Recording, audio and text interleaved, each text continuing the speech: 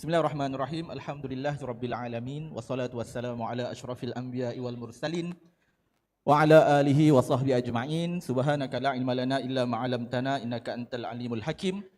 Rabbi shrah li sadri wa yassir li amri wahlul 'uqdatam min lisani yafqahu qawli. Subhanaka la ilma lana illa ma 'allamtana innaka antal alimul hakim. Bismillahirrahmanirrahim. Qul in kuntum tuhibbunallaha fattabi'uni yuhibbukumullah. Terima kasih Saudara Syukrul, pengurusi majlis yang saya hormati, Saudara Rafizi Ramli. Malam ni YB Nik Nazmi tak dapat bersama kita, maka dimangsakan saya untuk jadi panel bersama YB Rafizi pada malam ni. Apa-apa pun saya nak ucapkan terima kasih yang atas kehadiran semua. Alhamdulillah, konsisten. Bukanlah, kita tak naklah terlalu, kita parti baru. Kita tak perlu nak malu-malu atau nak rasa nak sembunyikan ego tu. Kita parti baru. Kita memang baru 3 minggu nak masuk ke usia sebulan. So setiap kali jelajah tu seperti mana yang YB Rafizi sebut semalam, memang kita cemas. Kita memang risau macam mana kehadirannya, bermula di Johor, kemudian sambung ke Melaka, Negeri Sembilan, dan alhamdulillah malam ni di Ipoh, kebimbangan kita tu terubat sebenarnya. Boleh beri tepukan kepada diri anda semua. Dan mudah-mudahan sokongan kepada bersama ini akan konsistenlah ke destinasi-destinasi yang seterusnya. Dan saya alu-alukan juga tontonan di live. Dan saya difahamkan yang tonton live ni ada ramai juga bila, sebab wife saya cikgu.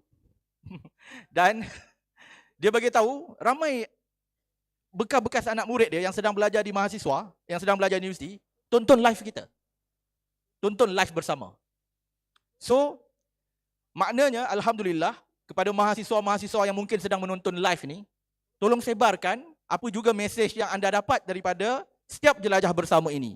Sampaikan kepada kawan-kawan anda. Terus terang kita sebut, generasi anda, generasi Z ini adalah generasi yang sangat rumit, sangat rencam sikapnya, dan kita mencari-cari formula, bukan bersama saja, semua parti.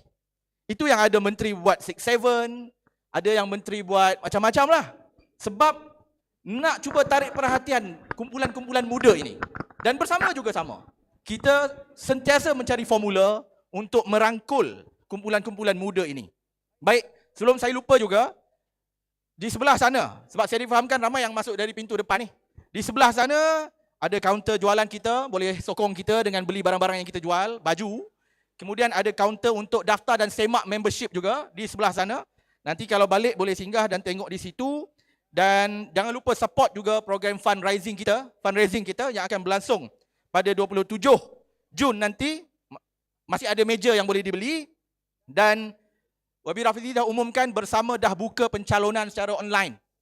Maka tak perlu segan, tak perlu bimbang. Kalau anda rasa anda mampu menyumbang sesuatu, isilah form itu, isilah. Bukan soal nak tunjuk baik, bukan soal layak tak layak ni. Isi dulu, kita akan nilai satu persatu dan akhirnya kita akan pastikan calon yang paling baik untuk bersama. Sebab kita janji kita nak jadi parti yang berbeza, maka tolong beri ruang kepada bersama untuk kita pilih calon yang terbaik untuk kita tampilkan dalam pilihan raya yang akan datang, insya-Allah. Terus lagi, saya datang tadi, saya menginap di satu hotel di bandar. Kemudian saya ke Grab ke sini. Saya naik Grab. Dalam perjalanan tu bersembanglah sekejap. Ini real lah, bukan nak buat-buat cerita ni. Saya bersembang dengan abang pemandu Grab tu. Saya kata, "Bang, Perak ni macam mana?" Macam mana tu bang?" Dia kata. "Taklah, Negeri Sembilan dah kecoh. Johor dah bubar." Saya kata, "Perak ni macam mana?" "Saya nak cakap pun susah lah bang," dia kata. "Abang tengok kat bandar ni, abang nampak hebat lah," dia kata. "Cuba abang keluar ke kampung sikit." Mesej dia mudah je. Lepas tu saya kata, "Nampak gaya PRU dah tak lama ni kan?" Dia kata memang tak lama dah ni, nampak gaya memang dah dekat sangat PRU ni. Satu ayat yang saya sentiasa jumpa dan menyebabkan saya rasa kecewa dan sakit hati jugalah. Tapi itu realiti. Akhirnya dia kata apa?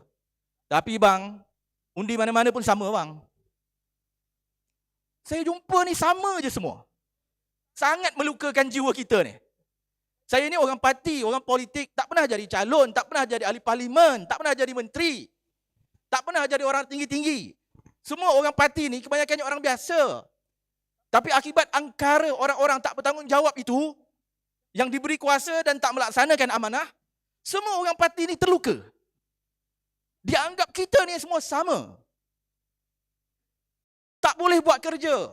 Nanti dia kata, dah dekat nanti bang, percayalah, yang tak pernah turun pun pegang cangkul, dia kata. Itu ayat dia tadi. Yang tak pernah nampak muka pun akan pegang cangkul, bang. Saya kata, ya Allah, apa yang kita nak buat ni?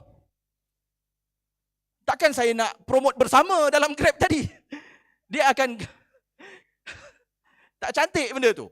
So saya berkata, tak apalah bang, insya-Allah kita tunggu, mudah-mudahan akan ada calon-calon yang lebih baik akan datang, kita pilih calon, ikut calon yang kita rasa betul-betul. Tak boleh dengar dah sembang-sembang politik ni. Maka bagi saya, kita semua yang jadi ahli bersama ni ada tanggungjawab besar untuk membuktikan yang kita memang berbeza. Tapi tak mudah. Asyik berbeza. Apa yang berbeza? Apa yang berbeza? Maka, kalaulah kita jumpa orang macam tu, tapi tadi 12 minit je perjalanan dia, macam mana nak ceramah kan? So, saya kata, kalaulah kita jumpa persoalan yang sama, bagi saya, dalam sejarah politik negara ini, setelah berpuluh tahun, sebenarnya, tapi kat Malaysia sebenarnya jarang berlaku dan tak pernah berlaku. Orang, saya tak nak angkat sangat tau, tapi saya kena cerita, ni fakta, supaya kita sedar, dia berbeza. Orang yang tinggalkan jawatan menteri, gaji menteri ni besar. Orang yang tinggalkan jawatan ahli parlimen, dia tinggalkan sebab apa? Sebab ada benda yang dah tak kena. Ada benda sebab kebanyakan orang selalu cakap, cuba kita jumpa kawan-kawan kita tau. Ini bukan soal parti lama dah. Tapi kalau kita sembang mereka, ramai sebenarnya yang mengaku ada benda tak kena. Kan? Ramai sebenarnya yang mengaku ada benda tak betul. Termasuklah yang masih ahli parlimen, yang masih adun. Ramai. Mereka akui ada masalah ni. Reformasi kita slow. Baik PKR, baik DAP, baik amanah. Mereka mengakui reformasi kita ada masalah. Tapi siapa yang memilih jalan berbeza? Yang berani menyatakan dengan jelas, enough, cukup, no more kompromi. Kamu nak jaga kuasa kamu nak jaga kerajaan kamu berkompromi. Kamu ignore janji-janji yang kita pernah buat. Maka bersama tertubuh sebab itu. Orang yang tinggalkan segala-galanya. So bagi saya, permulaan ini sudah cukup berbeza. Untuk kita berani sembang dengan orang. No. Mereka ni dah korbankan segalanya. Mereka tubuhkan bersama. Apakah ada jaminan mereka tinggalkan menteri, kemudian tubuh bersama, kemudian jadi menteri balik? Tak ada jaminan. Apakah ada jaminan mereka tinggalkan ahli parlimen, tubuhkan bersama, jadi ahli parlimen balik? Tak ada jaminan. Saat silap hidup makin susah. So bagi saya, ini permulaan yang perlu kita berani sebut. Ia berbeza. Dan kalau orang kata semua sama, tak sama. Kita ada tokoh yang memilih jalan berbeza. Dan saya percaya, apa juga agenda yang kita angkat, semua orang politik boleh sembang manifesto. Semua orang politik boleh sembang soal harga petrol, budi, semua orang politik boleh sembang. Tapi tak semua orang politik yang ada keberanian untuk laksanakan. Akhirnya, yang lebih penting kompromi. Sembang semua boleh. Tapi bila dapat kuasa, kompromi untuk menjaga kuasa itu lebih penting. Yang kita tengok apa yang berlaku dalam negara kita pada hari ini. Kita tak pelik ke? Apa yang berlaku di Johor, Negeri Sembilan. Saya kalaulah ada siapa-siapa boleh beli saya logik. Saya tak faham tau apa yang berlaku dalam politik negara kita, dan saya rasa itulah yang merelevankan bersama ini. Di Johor, cuba tengok lenggo bahasa parti-parti politik di Johor. UMNO, PKR. Mereka macam berperang tau. Ini kecam sana, ini kecam sini, ini khianat. Tapi di Putrajaya lain pula keadaannya. Saya tak faham macam mana kerajaan yang ada dua alam ini, dua fungsi ini, boleh berfungsi. Saya tak faham. Bagaimana kerajaan yang ada dua identiti ini boleh berfungsi? Kau nak jaga musuh, kau nak jaga sahabat. So macam mana kau nak mentadbir negara ini dengan pasti? Bagaimana dia nak mentadbir negara ini dengan yakin? So saya rasa benda ni sudah cukup lah. Sudah cukup. Rakyat letih. Saya letih. Generasi saya letih. Generasi saya ni milenial. Saya ni awal milenial. Tahun 85. So generasi kami ni sedang struggle. Membina keluarga, membina kehidupan. Nak stabilkan menuju usia 50 tahun. Tapi apa yang kita dihidangkan ialah sandiwara politik yang tak habis-habis. Akhirnya, yang berkuasa terus dengan kompromi mereka, kita tokoh tangkanting membina kehidupan. So insya-Allah bagi saya, Apa yang penting untuk semua yang menjadi aktivis bersama, yang dah jadi ahli ke, yang belum jadi ahli ke, kita kena bergerak ke depan, kita kena terangkan kepada masyarakat, ahli keluarga kita. Saya percaya, terangkan kepada mereka apa yang bersama boleh tawarkan kepada mereka. Tapi saya percayalah, akan ramai yang sinis. Kalau kita cakap soal manifesto, akan ramai yang sinis.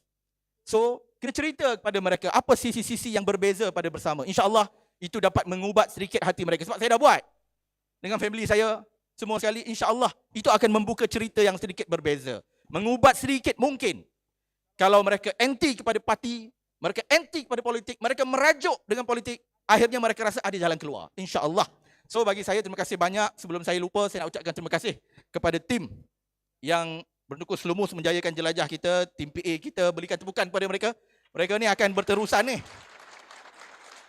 Dan saya nak merakamkan juga penghargaan saya kepada tim-tim pasukan tak berbayar sukarelawan kita, influencer-influencer kita, yang kita selalu tengok live mereka.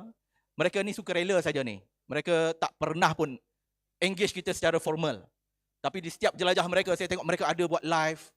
Bertubi-tubi mereka promosikan bersama ini, tanpa ada sebarang imbal balas kepada mereka.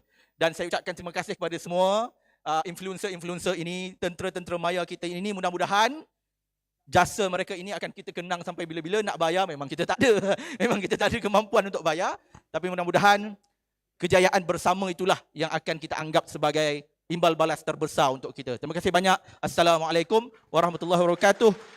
Saya sudahi dengan menjemput saudara Rafizi.